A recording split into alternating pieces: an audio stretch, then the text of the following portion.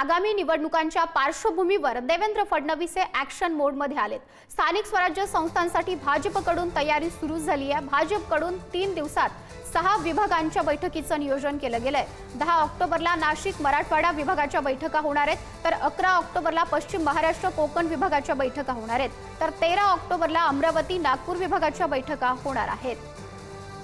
अधिक माहिती जाणून घेऊया। प्रतिनिधी सुशांत सावंत आपल्याशी जोडले गेलेले आहेत। सुशांत, आपण जर बघितलं असेल तर विधानसभा निवडणुकीच्या दरम्यान देवेंद्र फडणवीस यांनी अशाच विभागवार बैठका घेतल्या होत्या आणि त्याचा परिणाम निकालात दिसला। आता आगामी स्थानिक स्वराज्य संस्थांच्या निवडणुका आहेत, त्यामध्ये प्रमुख महानगरपालिकांच्या निवडणुका ज्या आहेत ते होऊ घातल्यात आणि त्याच दृष्टिकोनातून आता मुख्यमंत्री देवेंद्र फडणवीस जे आहेत ते ऍक्शन मोडवर आपल्याला आल्याचं पाहायला मिळत आहे आणि 3 दिवसात 6 विभागांच्या बैठका ज्या आहेत ते घेणार आहेत। 10 ऑक्टोबरला नाशिक आणि मराठवाडा विभागाच्या पदाधिकाऱ्यांसोबत ते बैठक घेणार आहेत।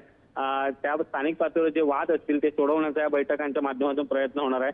11 ऑक्टोबरला पश्चिम महाराष्ट्र आणि कोकण विभागाच्या पदाधिकाऱ्यांच्या बैठका आणि 13 ऑक्टोबरला अमरावती आणि नागपूर विभागाच्या पदाधिकाऱ्यांच्या बैठका होणार आहे। या बैठका नाशिक, छत्रपती संभाजीनगर, पुणे, मुंबई, अमरावती, नागपूर येथे ज्या बैठका ज्या आहेत त्या होणार आहेत। आपण बघितलं असेल तर आगामी स्थानिक स्वराज्य संस्थांच्या निवडणुकीकडे विशेष लक्ष भाजप नेतृत्वाने लक्ष ठेवलेलं आहे आणि स्थानिक स्वराज्य संस्थांच्या निवडणुकीत जसा विधानसभा निवडणुकीत भाजपनं आपला डंका दाखवला होता त्याच पद्धतीने कामगिरी जी आहे ती भाजपला करायची आणि याचमुळे या बैठकांचं आयोजन करण्यात आलेलं आहे। नक्कीच सुशांत, धन्यवाद दिलेल्या या सर्व माहितीसाठी।